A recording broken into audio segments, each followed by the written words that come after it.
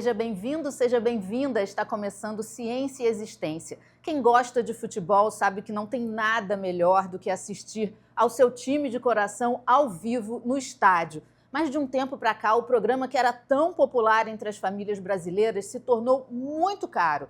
Os estádios se modernizaram, diminuíram a capacidade de público e os ingressos encareceram, deixando de fora da festa uma parte grande da população que não pode pagar. No Ciência e Existência de hoje, vamos conhecer um estudo que propõe a regulação dos preços dos ingressos nos estádios de futebol.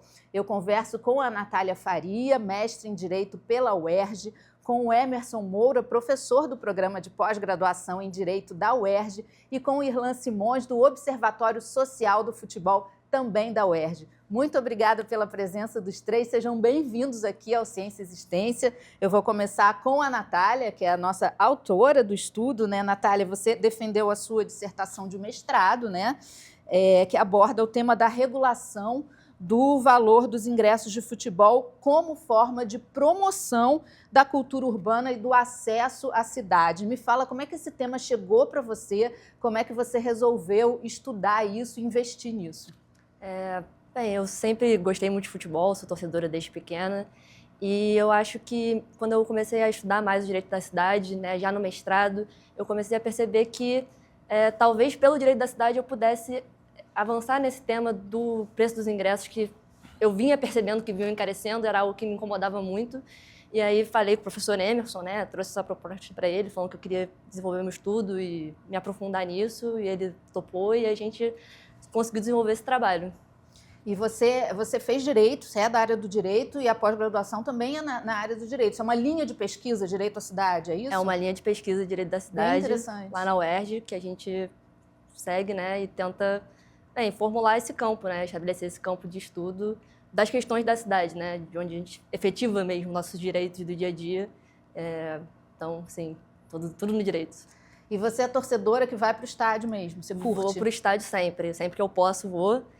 Sou torcedora do Fluminense, ontem mesmo estava no estádio e sempre que eu posso estou lá torcendo, apoiando, porque eu gosto muito, tanto por isso que escrevi sobre esse tema, que para mim é muito importante. E você sente assim uma diferença quando você vê jogo na televisão e vê no estádio? O estádio é muito mais emocionante. É completamente diferente, né? Na televisão você vai ver todos os replays, as coisas, mas no estádio você sente aquela emoção, você está torcendo, né? Você se expressa coletivamente, né? Tem aqueles movimentos coletivos. Então, quando faz o gol, quando abre a área, você fala assim, chuta, aí todo mundo fala assim, chuta e tal. Eu gosto mais de ir no estádio sempre, por isso que sempre que eu posso estou lá. Que bacana. É muito interessante mulheres que gostam de ir no estádio, né? Eu também gosto de ir no estádio, porque eu acho que é uma experiência única, assim. Acho que é uma curtição que não tem igual, né? Mas às vezes a gente sai meio tristinho, assim, mas faz parte também. Faz parte, né? Não dá para ganhar sempre, infelizmente. Isso aí. Vamos lá. Professor Emerson, bem-vindo, professor. Professor, eu queria falar um pouquinho sobre essa questão, né? Direito à cidade, direito à cultura, né? São garantidos pela nossa Constituição de 1988, mas pouco falados. Fala um pouquinho para a gente sobre esse assunto. Claro, obrigado primeiramente por estar aqui hoje. O direito à cidade é um tema muito recente no direito do Brasil, começou a ser estudado a partir dos anos 80, quase 90, com profundidade. A UERJ, inclusive, foi pioneira em abrir um programa de mestrado que tinha uma linha de pesquisa dessa, e a nossa Constituição foi bem tímida, porque o nosso processo constituinte foi formado por várias forças políticas, e ele foi fragmentado em várias subcomissões. Então, apenas na Comissão da Política Urbana que nós vemos de uma forma muito clara os movimentos sociais em torno da cidade pedindo normas e discutindo os temas naquela respectiva área. O mesmo aconteceu com a cultura. Então, nós temos uma certa dificuldade na nossa Constituição como um todo de tratar esse tema, que foi fruto de pesquisas específicas, de trabalhos específicos de movimentos sociais. Mas são os dois grandes temas que urgem hoje no século XXI, né?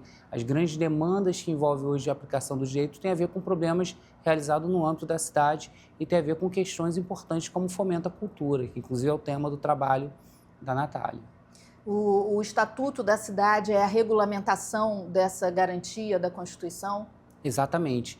A Constituição determina que a política urbana tem que ser traçada através do plano diretor e determina que uma lei iria regulamentar essa questão. Depois de mais de 10 anos da Constituição, conseguiram aprovar o Estatuto da Cidade, que vai trazer a partir de competências, vai tentar regulamentar os temas, embora o Estatuto da Cidade pense ainda a cidade como solo urbano, como propriedade urbana. E trabalhos como o da Natália já discute a cidade a partir das relações travadas no âmbito urbano. Vi vocês conversando sobre a questão da importância da presença no estádio. É exatamente isso. O exercício da cultura no estádio é bem diferente do que participar assistindo pela televisão. É onde a cidade interage, onde os atores participam, onde o cidadão tem acesso à cultura e acesso a todos os equipamentos urbanos que ele tem direito. Muito interessante. E tem muitos alunos, assim como a Natália, interessados nessa linha do direito da cidade, direito à cidade? Sim, nós temos bastantes alunos discutindo o direito da cidade, cada um com um tema diferente. Hoje os mais jovens estão com temas muito contemporâneos e interessantes, como paisagem urbana, como questões relativas à cultura ou à função cultural dos bens públicos. E o trabalho da Natália foi um trabalho muito especial, porque é um trabalho que está justamente preocupado com o acesso à cidade, um acesso que é muitas das vezes assimétrico, as pessoas têm dificuldade de ter acesso à cultura e os valores, de fato, que são aplicados nesse tipo de evento dificultam as pessoas a terem acesso não só ao futebol, mas ter acesso, em geral, à prática do desporto e da cultura. Então, é uma linha que hoje os alunos têm desenvolvido, tem me deixado bastante feliz, porque discutir cidade não é só discutir regularização fundiária, não é só discutir moradia. E é interessante também porque é uma linha de pesquisa que eu costumava ver muito na área de urbanismo, né, de arquitetura e urbanismo, ou até da sociologia urbana, né? Mas na área de direito é a primeira vez que eu estou vendo. Inicialmente, o direito urbanístico era tratado como o direito do urbanismo, ou seja, um direito que se apropriava só das normas do arquiteto, daquele responsável pelo planejamento da cidade. A UERJ ela inaugurou, a partir dos anos 90, essa ideia de que não é um direito urbanístico, mas é um direito da cidade, que trata-se não só de prédios, mas principalmente das relações que as pessoas travam na cidade, que hoje, inclusive, não são nem relações muitas das vezes presenciais, são virtuais, né? Como o comércio virtual e outras atividades, mas estão inseridas dentro da dinâmica, da lógica da cidade. Obrigada, professor. Deixa eu ouvir um pouquinho o Irlan.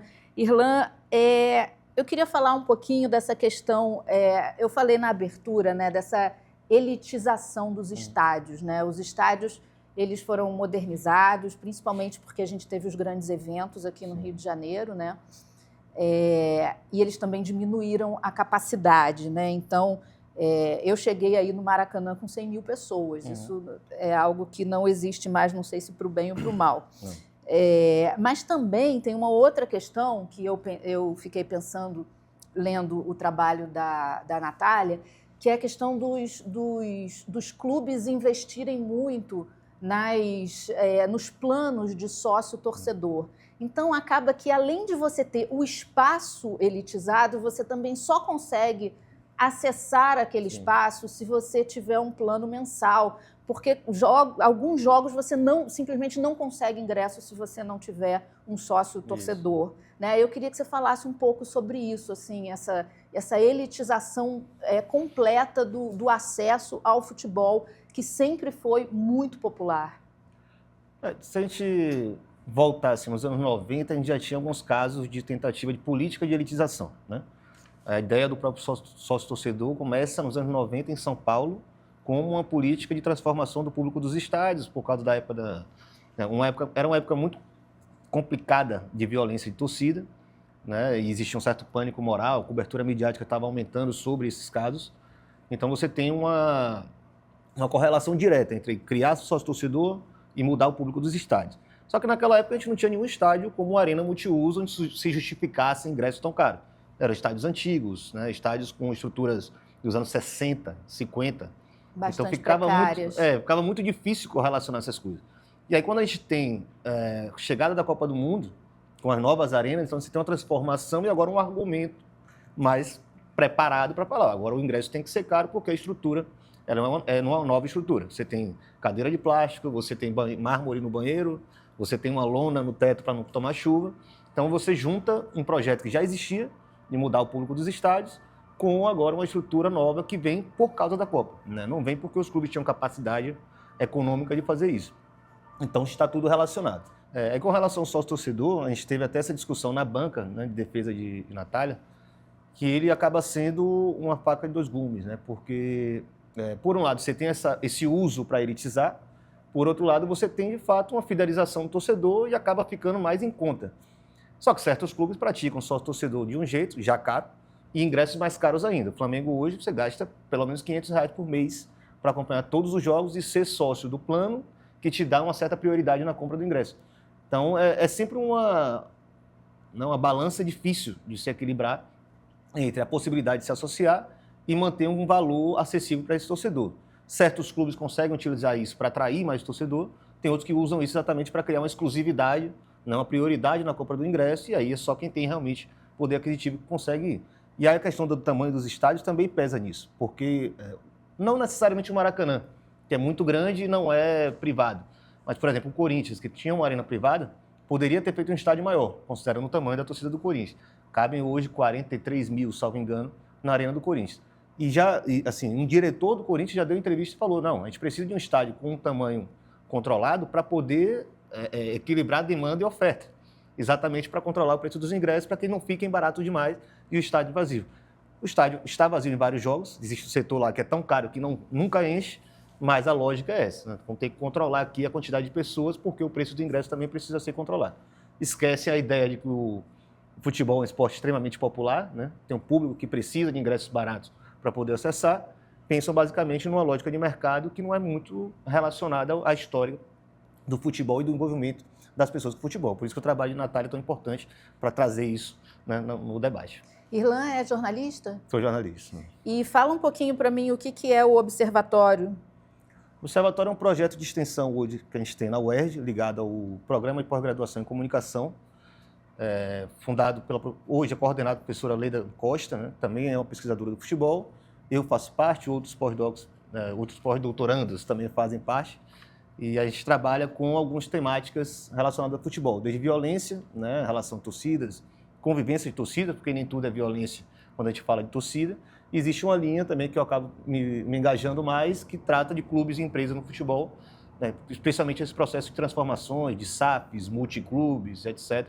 Então a gente tenta trabalhar nessas duas linhas. observatóriosocialfutebol.org é o nosso site. Muito bacana. Depois vou botar aqui para o pessoal poder acessar. Vamos voltar aqui para a Natália. Natália, então me fala um pouquinho. O tema já era um tema que você gostava, né? Você curte futebol, curte ir para o estádio. E como é que você vê essa questão do encarecimento, né? do ingresso?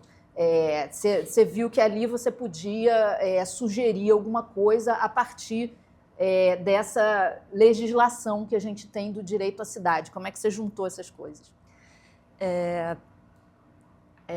Juntar essas duas coisas para conseguir propor uma mudança, né?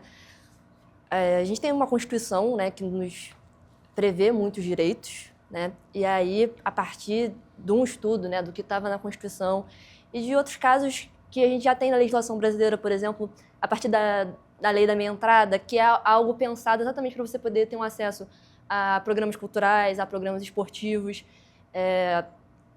e indo por esse caminho de interpretação da lei nossa do direito da cidade, de que é na cidade que a gente efetiva os direitos, né? Então, esses temas, eles são atraídos pelo direito da cidade por causa dessa relação jurídica que se dá no âmbito urbano, e também de que os municípios, os estados, né, e também a União Federal podem legislar sobre esse assunto pela competência que está distribuída na Constituição.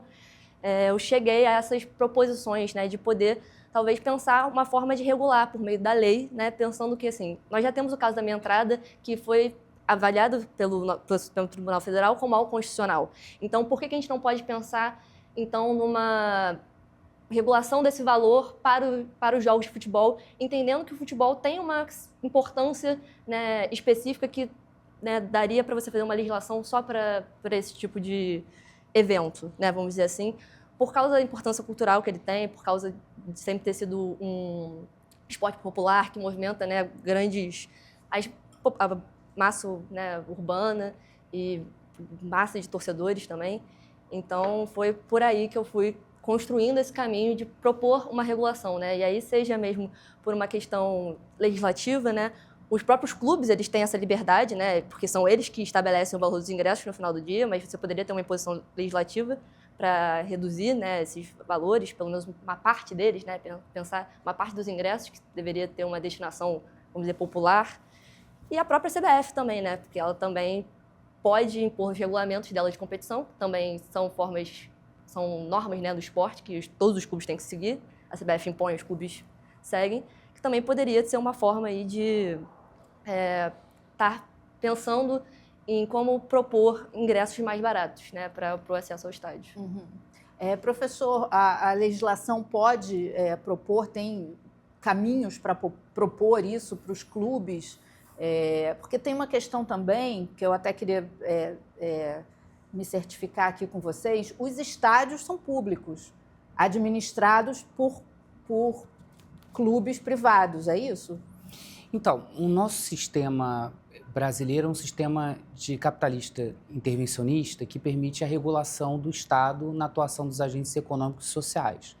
Então, pelo próprio desenho da Constituição, não teria impedimento para que, por exemplo, o Estado determinasse uma regulação, talvez não estipulando o preço, mas determinando formas de acesso como é àqueles. na área da cultura, que a Natália citou a meia entrada, né? E como é, em geral, em todas as atividades econômicas. É uma legislação que está ali determinando algo que é do privado. Não haveria nenhum impedimento. Se tratando, então, de estádios públicos, cuja tenha tido a concessão do uso daquele bem público, isso fica uma questão ainda muito mais fácil, porque no próprio sistema de concessão ou de permissão da utilização daquele bem, você permite, de fato, essa utilização. Mas ainda nos estádios de natureza privada, aqueles que são, de fato, constituídos pelos respectivos times, eles ainda assim se sujeitam a essa regulamentação que o Estado vai fazer por força do 174 da Constituição.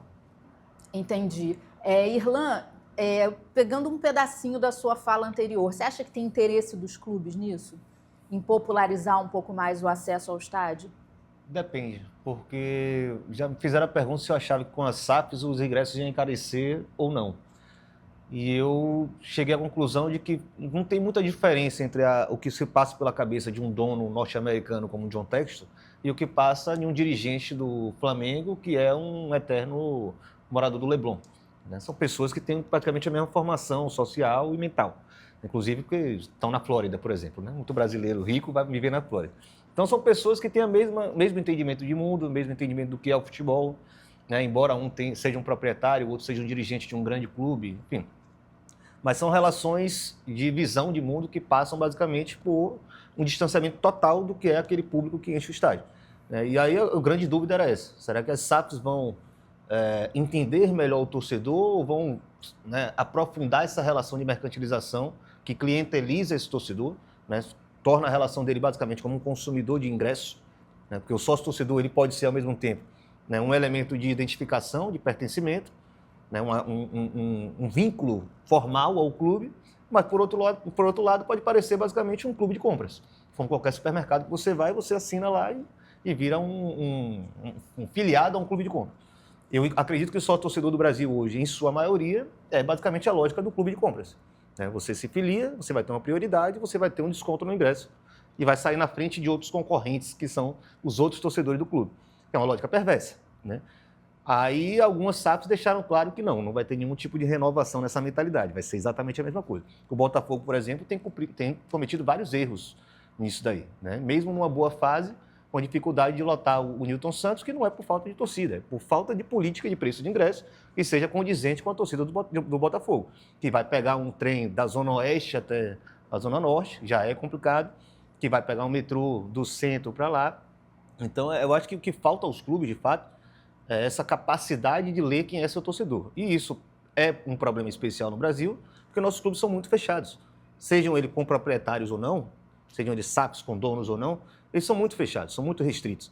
As pessoas que participam, que elaboram as ideias, os projetos dos clubes, são pessoas totalmente alheias ao que se passa na arquibancada. Eles nunca pisaram na arquibancada. Né? São filhos, netos de ex-presidentes que estão no camarote, que estão nos setores VIPs.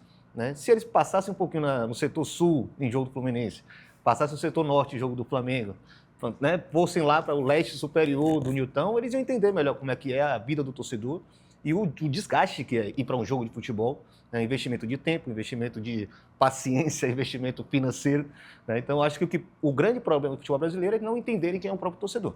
Então, é basicamente uma lógica comercial e ele tem que seguir ali os preceitos básicos, a cartilhazinha do mercado, né? Lógica de oferta, demanda, né? Basicamente pelo marketing, etc. E aí o torcedor comum, que se vincula a um clube para o resto da vida, ele não vai trocar de clube porque o produto está ruim, como qualquer consumidor faz, ele fica do lado de fora do estádio porque não existe ninguém que entenda como é que é a vida dele. Então, acho que passa por aí também. Obrigada, Irlan. A gente vai para um intervalo rapidinho. Ciência e Existência volta já já. Não sai daí.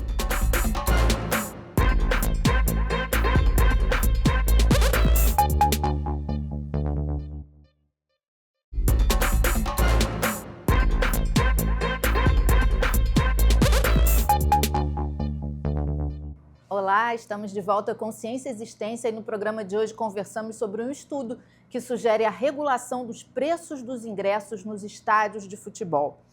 Natália, lendo o teu estudo, eu lembrei de uma conversa que eu tive com meu tio, que é a pessoa que me leva para o estádio desde criança, e ele falava assim para mim: Fernanda, quando eu tinha 18, 19 anos, eu saía da faculdade e ia para o Maracanã ver qualquer jogo que estivesse passando.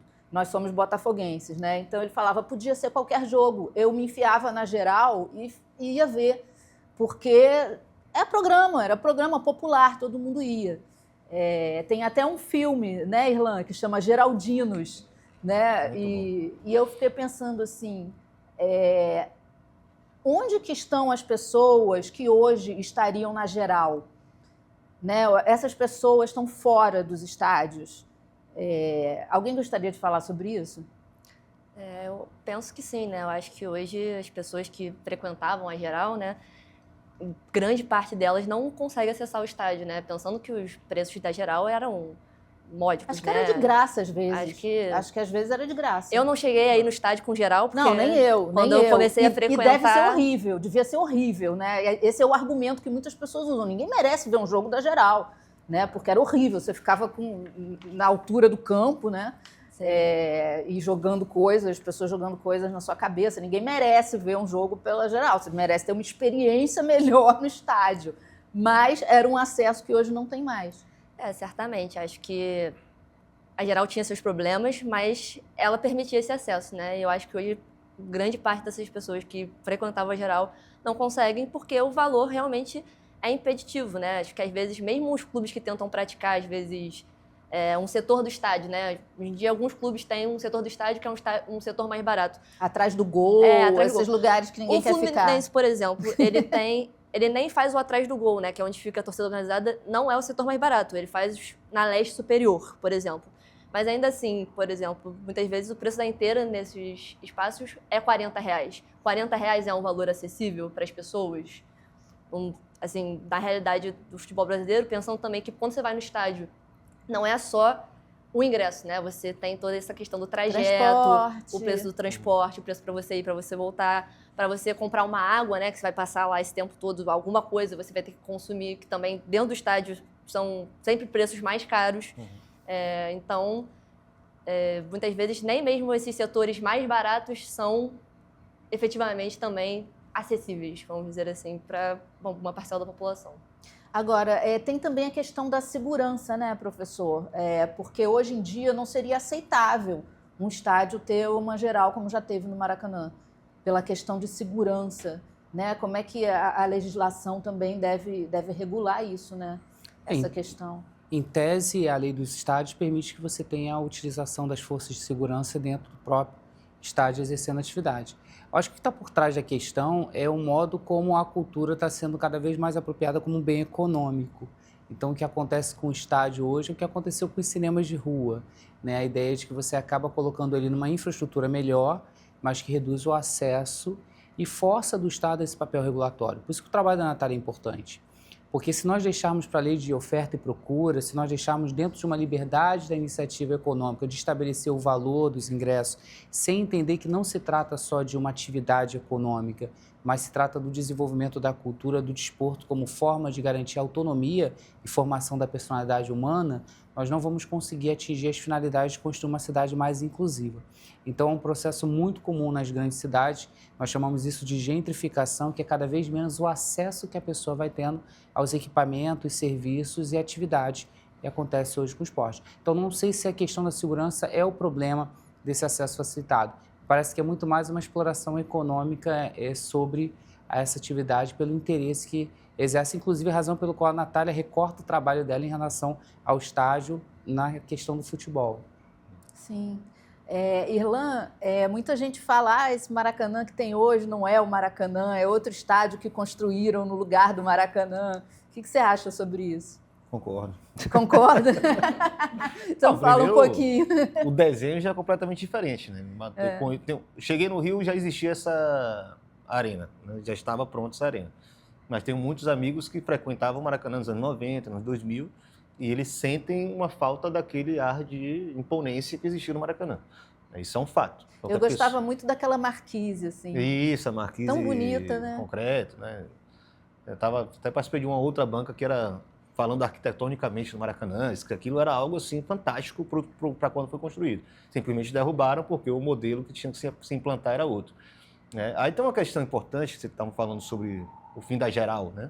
A Geral, de fato, o professor Luiz Antônio Simas, ele reforça isso muito bem, e Gilmar Mascarenhas também falava. A gente não pode falar da Geral como algo positivo para os estádios. O propósito da Geral era que ela permitisse que pessoas de todas as classes sociais adentrassem aos estádios. E era a concepção de estádio que existia à época. Hoje é totalmente inadequado você submeter as pessoas àquele tipo de situação. Mas é a grande contradição, né? Assim, a gente não pode exaltar uma precariedade que existia nos estádios, né? Um ambiente que era, de fato, perigoso, era desconfortável, etc. Mas, por outro lado, também a gente acabou descartando, você tira as jogou pessoas. O bebê junto com a bacia, né? Não tem essa história? Com a água do banho. Jogou o bebê junto com a água do banho. Porque simplesmente paramos de discutir que sim, precisamos pensar num estádio com um setor popular ou com acesso a ou com uma política de preços que seja acessível a essa mesma parcela da população, que de fato está bem longe do estádio, e não só ela, né? A gente está falando de outras pessoas, jovens, trabalhadores, por exemplo, têm grande dificuldade de manter uma frequência no estádio. Vai um jogo no mês, vai um jogo no semestre, né? Perde-se também esse contato frequente com o estádio. E aí a gente tem uma série de problemas, né? Uma série de questões que são, ao mesmo tempo, positivas e negativas por causa disso.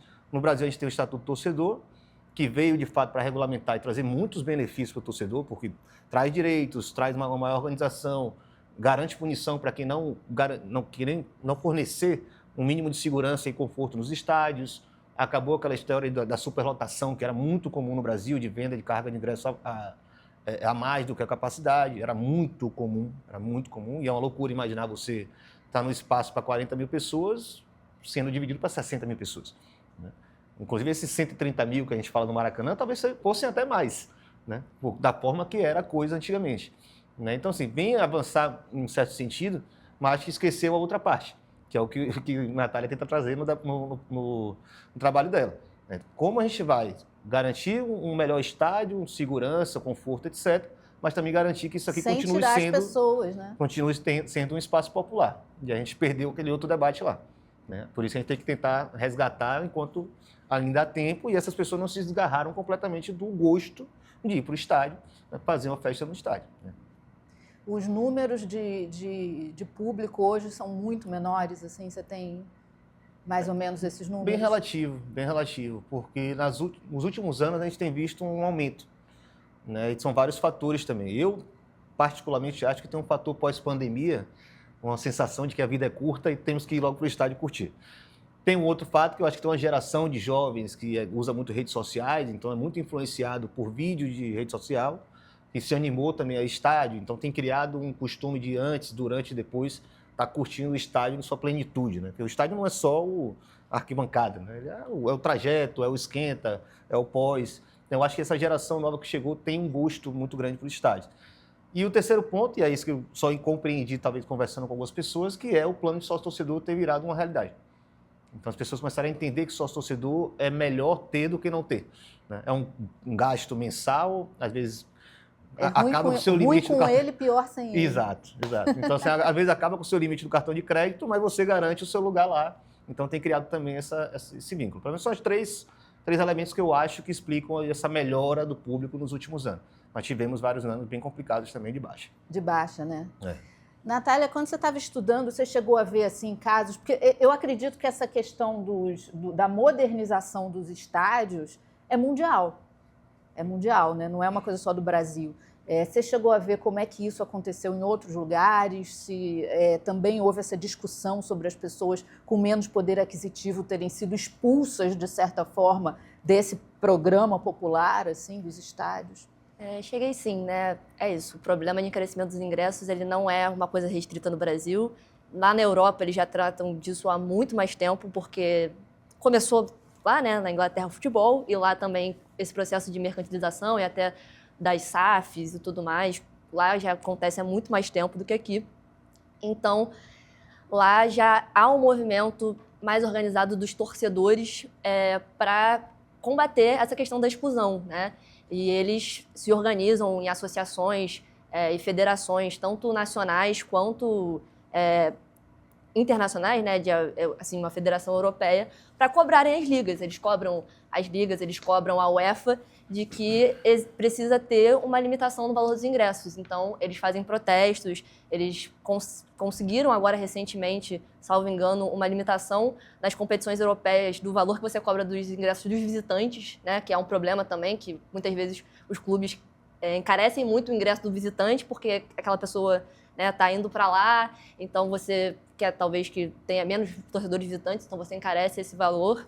E você sempre imagina que se ela está viajando para ver o time dela, é porque ela tem dinheiro para gastar um pouquinho mais, né? Exatamente. Então vamos subir esse preço aí. Então, por meio dessas federações, né, e esses movimentos dos torcedores, junto às ligas e junto aos clubes, eles conseguem ter em alguns momentos, um sucesso em conseguir diminuir um pouco essa questão da elitização, mas é um tema sempre em disputa, né? Então, o estádio é um espaço em disputa. Então, é uma disputa entre esses interesses econômicos que querem tornar o ingresso cada vez mais caro e transformar o futebol no produto, e, por outro lado, os torcedores, que têm um vínculo emocional, né? Para o torcedor é muito mais importante o valor simbólico de ganhar um título do que se a premiação vai ser 21 milhões de reais, se não vai ter nada de premiação. O próprio Campeonato Carioca que a gente tem, que não tem premiação há alguns anos, mas todo mundo gosta de ganhar, porque o torcedor gosta de ganhar títulos.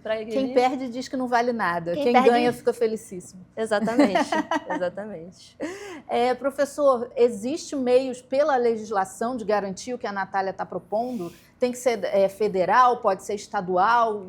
Dá um panorama para a gente disso. Não teria nenhum impedimento para que, tanto no âmbito estadual ou federal ou municipal, nós fizéssemos regulações sobre o valor do ingresso. A grande questão é a medida que esse exercício da regulação também não obste à livre iniciativa.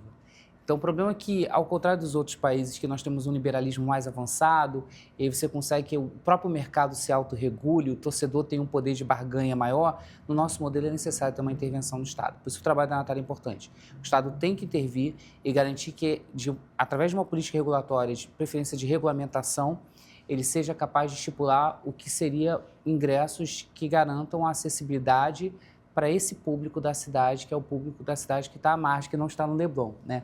Que é a nossa cidade informal, que é a nossa cidade ainda que está alheia a vários equipamentos, a vários serviços, a várias atividades, e que o Estado tem que adotar políticas capazes de garantir que essas pessoas tenham o direito de usufruir a cidade, usufruir a cultura e usufruir o esporte. E teria que ser federal, não necessariamente? Pode haver uma proposta estadual nesse sentido? O ideal é que a legislação fosse de natureza federal, porque sendo de natureza federal, nós conseguiríamos estipular normas gerais que se adequam muito mais ao que nós chamamos de um quadro regulatório mínimo, né?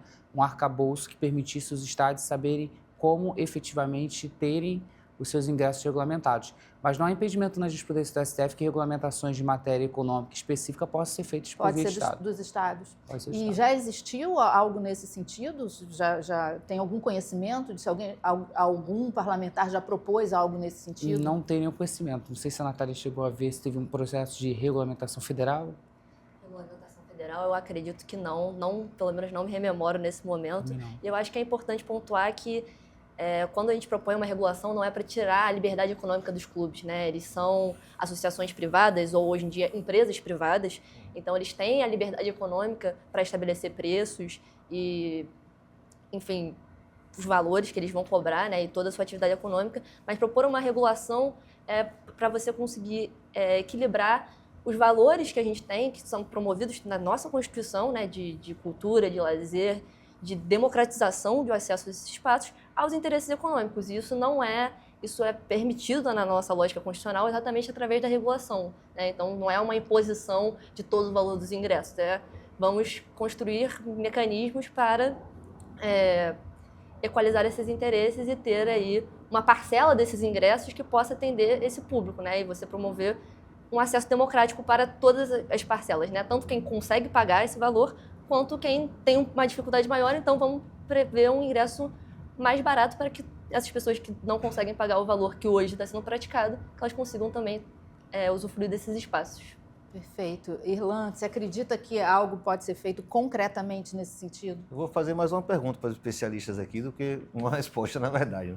Porque a gente está no processo agora de discussão numa lei que regula as bets, né, que hoje basicamente financiam o futebol brasileiro, futebol global, né? Patrocina os clubes, patrocina as transmissões, etc. E os clubes já começaram a se mobilizar politicamente para, né, barrar a lei ou barrar pelo menos alguns pontos da lei que prejudicam o futebol. Existe esse corporativismo no futebol, ele é histórico, né? Da mesma forma que os clubes se organizaram para impedir, por exemplo, uma revisão das isenções fiscais para as SAFs. Isso também foi muito recente. Então, assim, na hora dos benefícios, os clubes se mobilizam bastante. Na hora de se comprometerem com alguma coisa do ponto de vista, né, do interesse público, eles sempre correm da raia, né? Então, é uma pergunta que eu deixo também para vocês, né? Porque na sua dissertação, inclusive, Natália, você traz essa questão. A lei ela pode vir de forma do ponto de vista impositivo ou de contrapartidas para aceitação de certas coisas.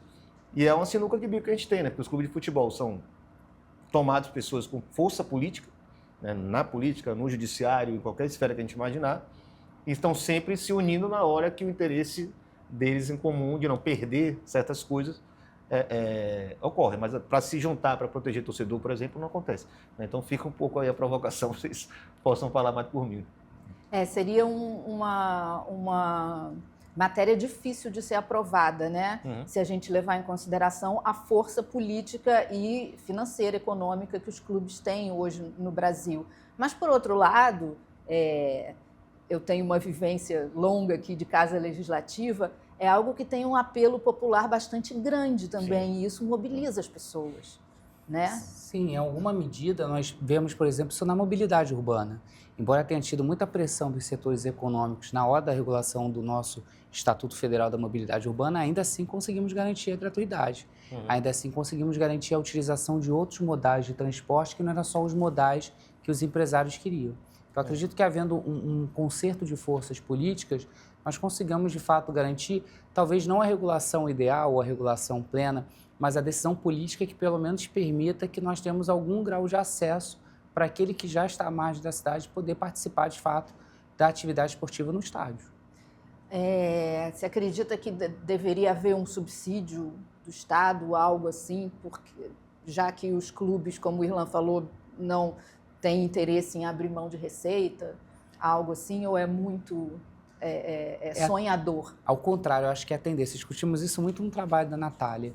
O Estado tem cada vez menos regulado com punição, ou seja, impondo determinados valores, e cada vez mais com fomento. Uhum. Ele propondo através de isenções fiscais, ele propondo através de subsídio do dinheiro público a utilização de mecanismos para induzir o comportamento desses agentes econômicos. Acredito que, principalmente em matéria de cultura, onde isso já é muito comum, a tendência é uma regulação que possa vir em relação aos preços praticados no estádio, venha com algum tipo de contrapartida efetivamente para os clubes. O que também não seria ruim, porque o Estado tem o dever de fomentar a cultura e ele tem acervo patrimonial para isso, ele tem recursos no Fundo de Cultura para poder custear esse tipo de gasto. Quer complementar, Natália? E assim, o Estado ele já tem vários mecanismos, né? Assim, ao longo do tempo, eu estudei isso no meu trabalho, a partir da Constituição de 88, várias vezes o Estado ele fomenta os clubes, né? Então, por exemplo, os clubes têm problema no Brasil de superendividamento, né? Nós sabemos disso. Então, vários programas de renegociação fiscal, de renegociação de dívidas, de isenções que o Estado propõe para os clubes. A própria lei das SAFs, que o Irlan comentou, os clubes estavam se movimentando contra uma redução ali da isenção fiscal que eles têm, propõe uma isenção fiscal. Então, os instrumentos de fomento eles já estão aí para os clubes, então talvez o que falte seja brigar um pouco com esse interesse deles de só ganhar e botar, tudo bem, vocês vão ganhar, mas vamos botar essa contrapartida aqui, que é de permitir esse acesso dessas outras pessoas, dessas pessoas que não conseguem, né, hoje acessar ao estádio, usando esse valor aí para esse fomento dos ingressos dos setores populares, uma parcela dos ingressos, como por melhor, assim, né, um desenho de uma legislação nesse sentido. Perfeito. Natália, muito obrigada por ter vindo aqui falar do teu trabalho, falar da tua pesquisa. Fiquei muito feliz. Obrigada, professor Emerson. Obrigada, Irlan, também. Foi ótimo bate-papo. Obrigada também a você que nos assistiu. Se gostou do programa, quiser rever, você pode conferir a nossa programação pelas redes sociais ou então no nosso canal do YouTube. TV Alerj, o canal do povo. Até a próxima.